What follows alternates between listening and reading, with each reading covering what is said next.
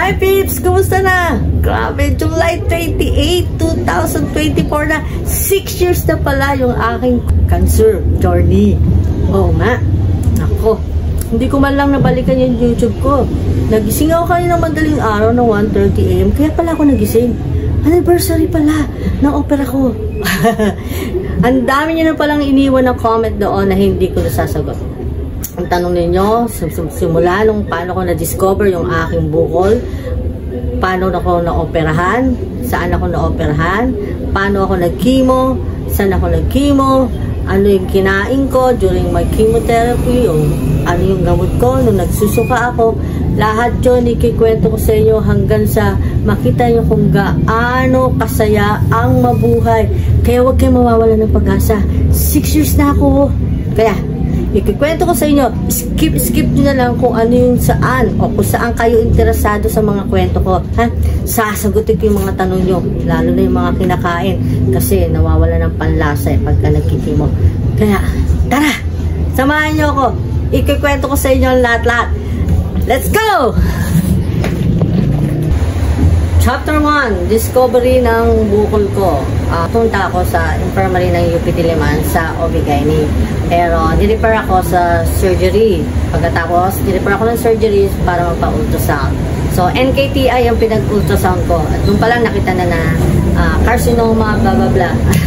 Pagkatapos, so, talagang cancerous nga eh.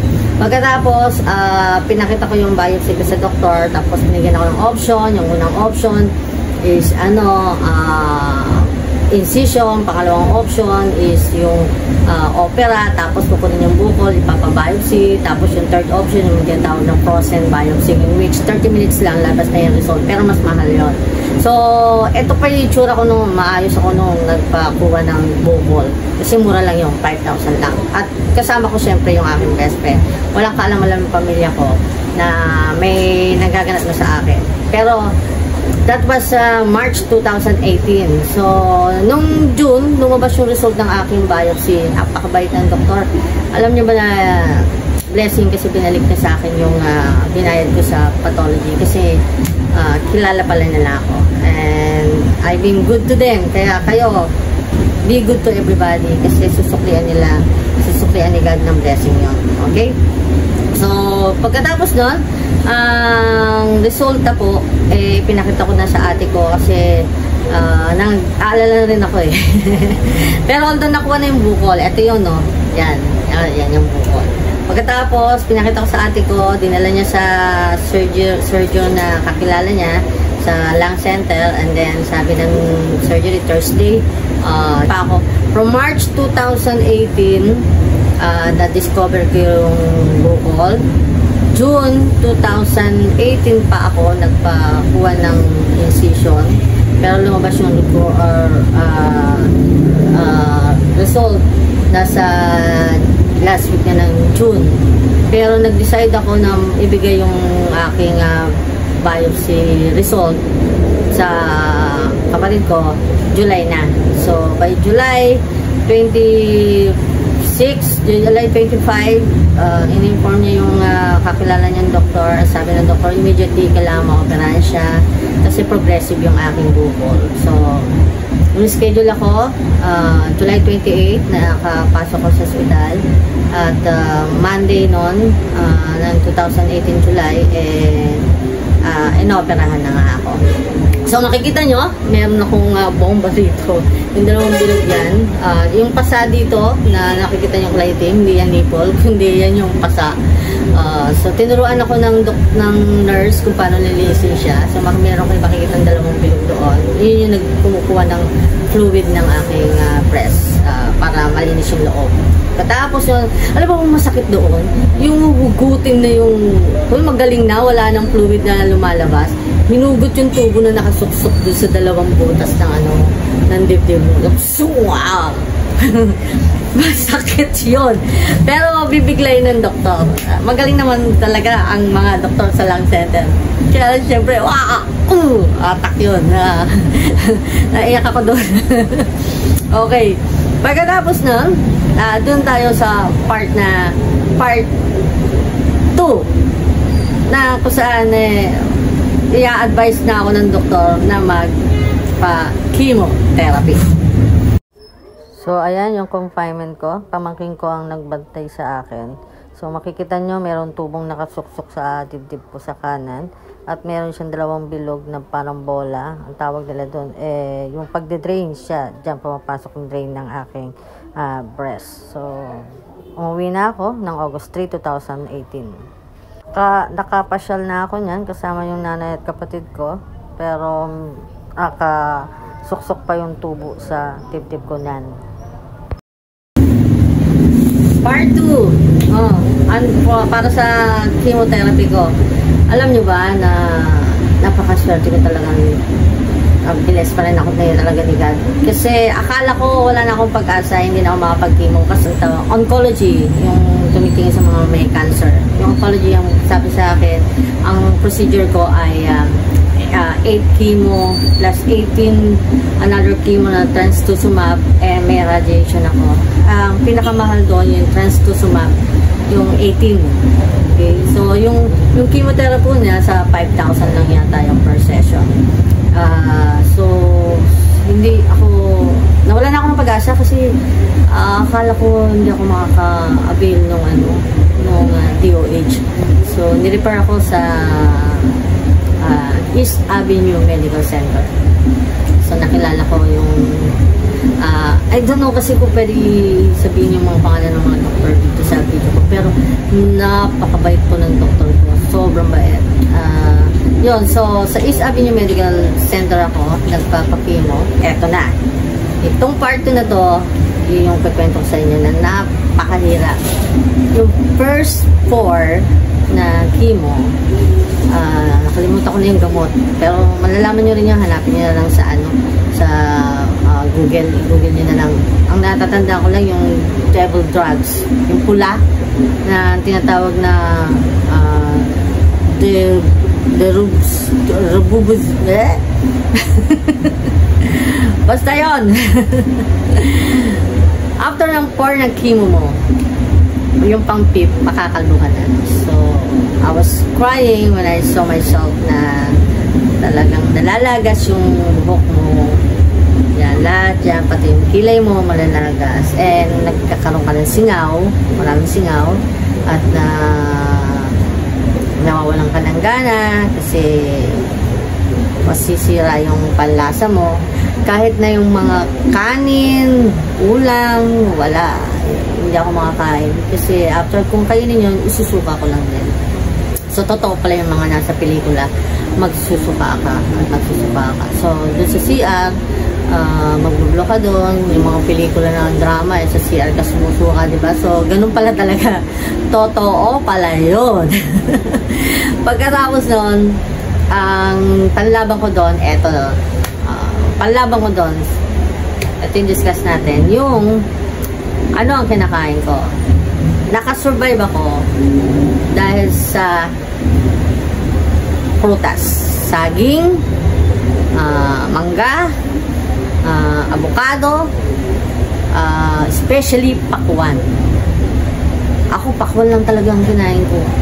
Yung kanin walang kalasa-lasa, kahit anong pilit ko. Pero yung iba nakakain yata nakakain ng kanin, pero ako sobra. At yung tubig, pipilitin ko kasi kailangan ko uminom ng tubig. Lalo na yung alkaline, nakainom ako ng alkaline. Akala ko, sabi ko, marumi yung tubig nyo, lasang kalawang. Yung pala, sira ang aking panlasa. So, anong kapalit nun? Kumakain ako ng ice drop, tapos inom ako ng tubig. So, nakakatulong sa akin yun. Yung kape naman, hindi ako nagkakape. Kasi parang sinabi nila, bawasan daw yung kape. So, nagbawas ako ng kape, hindi ako nag-sugar. So, ang inaano ko lang talaga, ice drop lang. Pagka tanghali, gabi. Pero sa umaga, kailangan kong uminom eh. Pero nilalagyan ko ng ice. Nakakatulong yun kasi hindi mo kailangan malasahan eh. So, hindi ko nalalasahan kapag malamig na yung tubig. Diba? So, yun. Yun ang sa chapter 2 na to, yung aking pagkain, prutas talaga. Saging, mangga, and laking tulong sa akin yung saka pagkain ng ice drops at malamig na tubig. Tarang iwasan. Meron, naglalagay ko ng silo gel dito sa aking mga singaw ng time na yon. So, di ba? Part 2 yan. So, dun tayo ngayon sa part 3. Part 3. Okay? So, ano ba na una? Nag-radiation therapy muna ako. April 2019, nag-start na ako ng radiation. At yung radiation ko yun, nag-start na rin yung aking tinatawag na tamoxifen. Tamoxifen, anti-cancer yun. So, yun, meron akong oral. So, punta ako sa lung center. Ang presyo na naman ng radiation, ganun kalaking halaga, 65,000. Pero, buti na lang may PhilHealth tayo. At naka-avail naman ako ng PWD. Alam niyo ba na napaka-sobrang baba ng binayad ko. Kaya huwag kayo matatakot sa radiation, yung presyo, saka yung kung gaano, ano ba, masakit ba daw, mahirap ba daw. Sa radiation ng presyo, bababa at bababa yan. Basta meron kang PhilHealth at meron kang PWD, makakatulong sa inyo yun. Sobra. Parang ang binayad ko yun ay 2,500 lang. At meron akong 30 days para sa radiation. Pero actually, is only 25 days. Kasi yung 5 days doon yun yung lalagyan kang tattoo. Lalagyan kang tattoo dito, ganyan. Gusto nyo ba makita? Maayos na eh. Parang makita nyo yung tabak. Anyway, so, ang nangyari doon, everyday, pumupunta ako sa lung center. Nagtatrabaho kasi ako dito sa may Quezon City. So, nagpapaalam ako dahil hindi naman mahaba ang pila. So, meron akong 30 minutes para mawala sa office. So, yung schedule ko, malapit sa lunch. So, yung meron akong isang video ng radiation, ganun lang kaikli ang radiation. Meron lamang akong 10 minutes para i-radiation. Pero yung paghihintay ko sa kanila, wala ka pang 30 minutes eh. Wala namang mahabang pila eh. Kasi meron silang tatlong aparato ng radiation. So, eventually, mangingitim yung dito mo. Hindi masakit, promise, hindi, wala kang mararamdaman sa radiation. Tingnan nyo na lang yung isang video ko. Dito, mangingitim siya, so aalagaan mo lang. Yung ginagawa kasi ng iba, before and after, naglalagay sila ng, ang tawag dito, yung gel. Hindi petroleum gel, kasi may init yun. Aloe vera gel. So, ang binili ko lang yun sa Korea. Tapos, pagkaligo ko, naglalagay ako. Pero bago ako mag-radiation, hindi ko nilagyan kasi niisip ko mainit. Pero sabi nilalagyan daw, pero hindi ko nilagyan. O, di ba? Hindi naman nangitim. Nag-brown ako. Oo, nag-brown. Pero hindi siya nangitim. Hindi siya, yung iba kasi nagsusugat. Promise, alam mo yun, yung nagbabakbak. Yung iba ha. Pero sa akin, naalagaan ko siya ng aloe vera jelly. Diba? That is part 3, no? Radiation. So, kahit ano, pwede mo kainin. Iwasan mo na lang yung soft drinks. Huwag ka naman soft drinks, hindi mo kailangan yan. 6 years na akong hindi uminom ng soft drinks. Kung iinom man ako ng soft drinks, sisip ako, parang ginagawa ko lang siyang dessert. Isang ganun lang, pero never na ako nagsisoft drinks talaga. Kasi hindi maganda. So, ang ganda ng blood sugar ko. Yung iba tumataas ang blood sugar. Okay? So, dun tayo sa part 4. Part 4. Tama ba? Number 1, in discovery. Number 2, chemotherapy. Number 3, radiation. Number 4, yung ating trastuzumab. Yun yung 45,000 pesos per vials. Yun yung injectable dito sa kita mo. Meron din akong video niyan. Check nyo na lang po. So, 5 minutes yata. Dahan-dahan ginagano. Kawawa din yung nurse kasi makakangalay dito yung ini-inject nila dito sa kita mo. Ang tawag doon, intramuscular ba? Sa muscle talaga. Sa kita, ini-inject yun. At 5 minutes silang, hindi mo pwedeng igano doon. So, dapat dahan-dahan siya for 5 minutes po yun. At ang side effect noon, sa akin walang side effects. Pero ewan ko sa iba. Pero wala naman talaga. Dati na ako dextrose din yun eh. Umaabot ng 3 oras oras naghihintay ka sa hospital, doon sa OPD ng East Avenue para matapos yung dextrose. Ngayon hindi na, 5 minutes na lang, hintayin mo lang ma-inject lahat sa iyo yun, o diba? So yun, walang side effect. Patubo na rin yung hair ko nung time na yon. So may makita kayong mga kalbo-kalbo kong picture dyan. Pero ngayon, itong buhok ko to, ilang gupit na siya. So after this video, magpapahaba na uli ako ng hair, o diba? Alright, so nasagot ko naman, no, yung hirap, namaya na yung hirap. Yung proseso muna. So tapos na tayo sa trastuzumab. Yung yung gastos daw doon, wala akong ginastos kasi tinulungan ako ng DOH para doon. Merong project ang DOH para sa mga breast cancer. Kaya lang, ayon sa kanila, parang kailangan mababa yung level. Kung di nyo alam, ako ay lang po, stage 2B plus. 2B plus. Hindi ko naintindihan kung ano yung B plus. Pero naintindihan ko, stage 2 ako.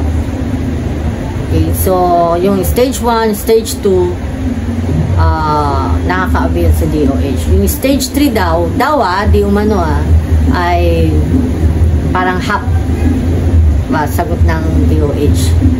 Yung stage 4, medyo balita ko lang. Parang hirap yata maka-avail ng sponsor.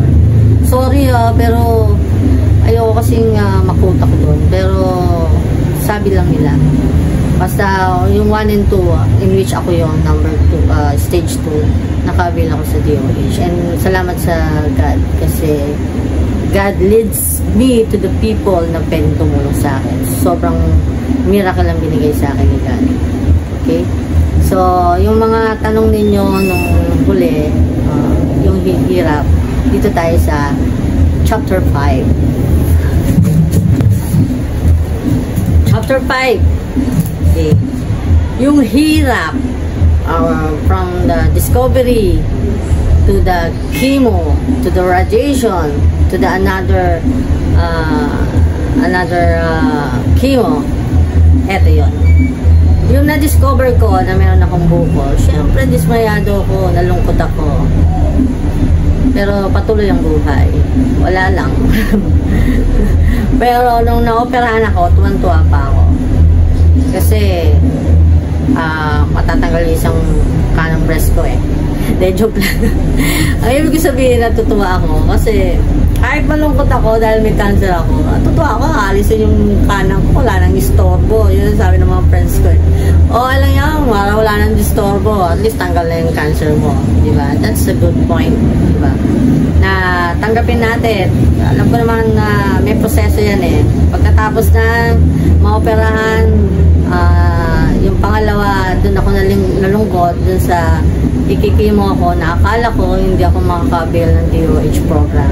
And maraming salamat po sa doktora ko sa East Avenue at yun sa doktor na tumulong sa akin sa lung center. Sobrang blessed ako na nakilala ko sila. And they lead me to the project ng DOH. At saka yung mga staff ng tumor cancer o ng breast cancer OPD. Babanggitin ko ba pangalan? Si Ma'am Jackie, sino pa ba yung mga nurse doon? Basta maraming salamat talaga sa inyo. And during the process, talagang masakit actually yung tutusukin ka ng karayong para sa dextrose. Sakit. Minsan hindi pa tinatamaan. Sobra kasing nipis ng ugat ko. So, nipis kasi talaga yung ugat ko, kaya nahirapan yung mga nurse na tamaan yung ugat ko. Ito yung dinaanan ng chemotherapy. So, sa dextrose, 3 hours to 4 hours, kailangan maubos yung ilang ml yan, no? Na dextrose. Okay. So, tapos na tayo sa chapter 1. Ang aking discovery ng bukol dito sa ilalim ng aking breast at operasyon. The chapter 2 is yung 8th session ng chemotherapy yung Robutusin yata tawag doon. And chapter 3, yung aking radiation therapy na ginawa din sa Lung Center of the Philippines. And ang chapter 4 natin is yung 18 session ng trastuzumab or tinatawag natin Herceptin. At yung chapter 5 natin is side effects and procedures or solutions, no? I don't know kung na-discuss ko yung solution.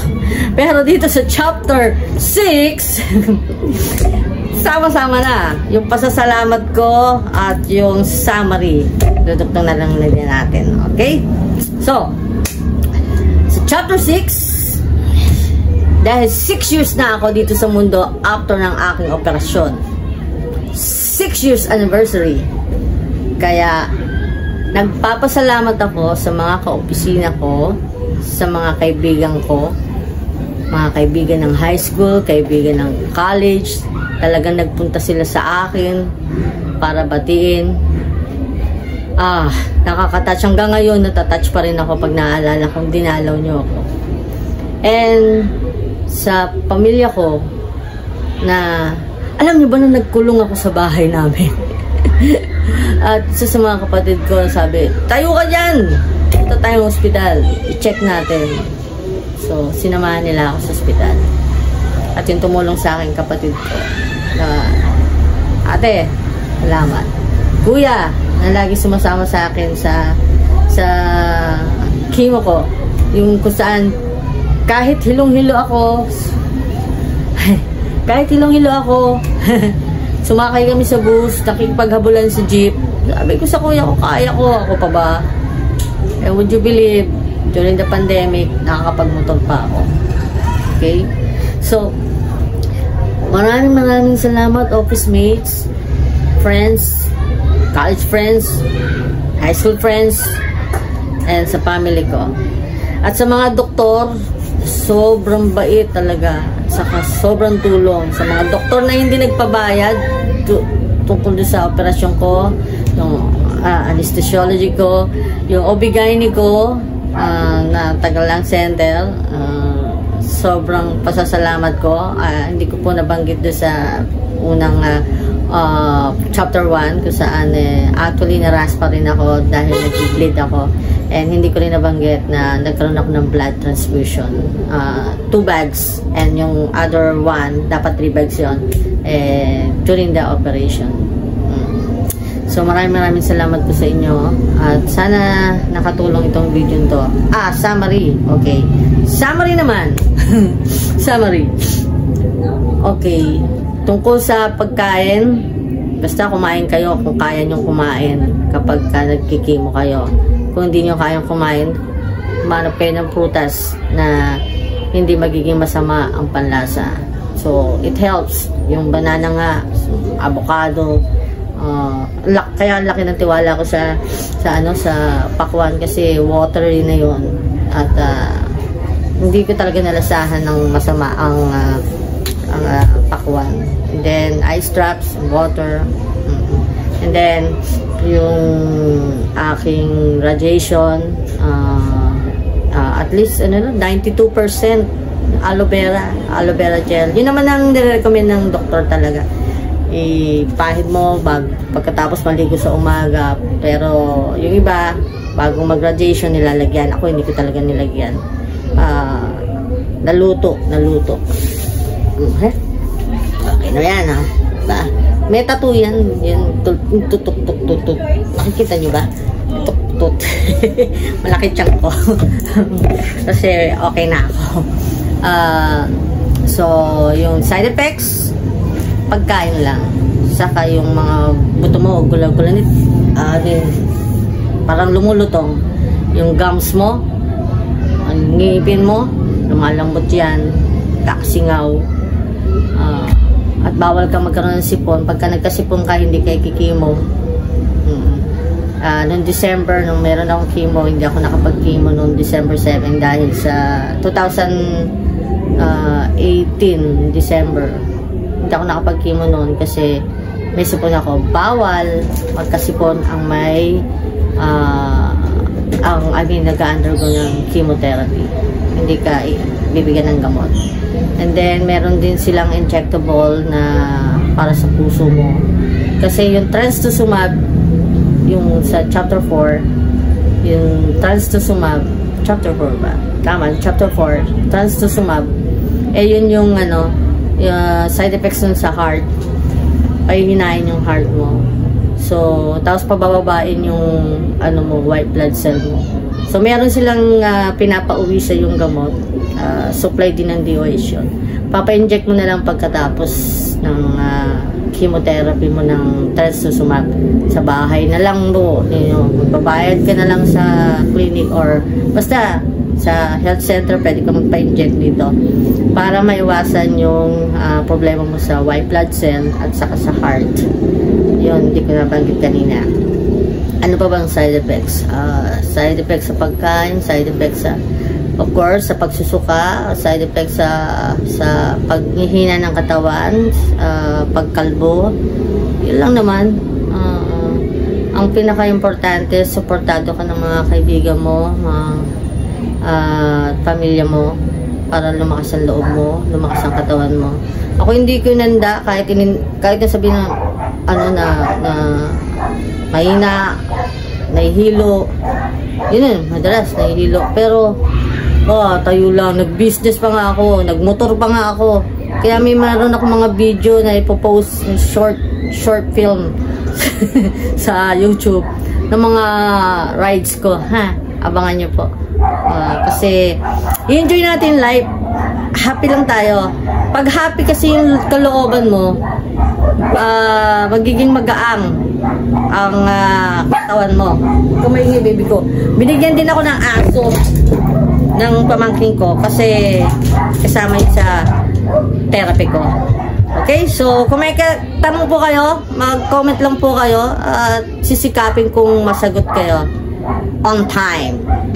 Diba?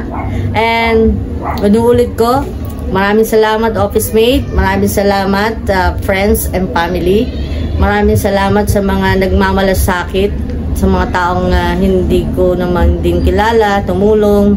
Salamat sa mga doktor na ako, I was so blessed talaga. Sa mga doktor, maraming salamat talaga na hindi nagbabayad. Pagpalain kayo ni Lord. Okay? And thank you and enjoy life. 6 years na! Bye!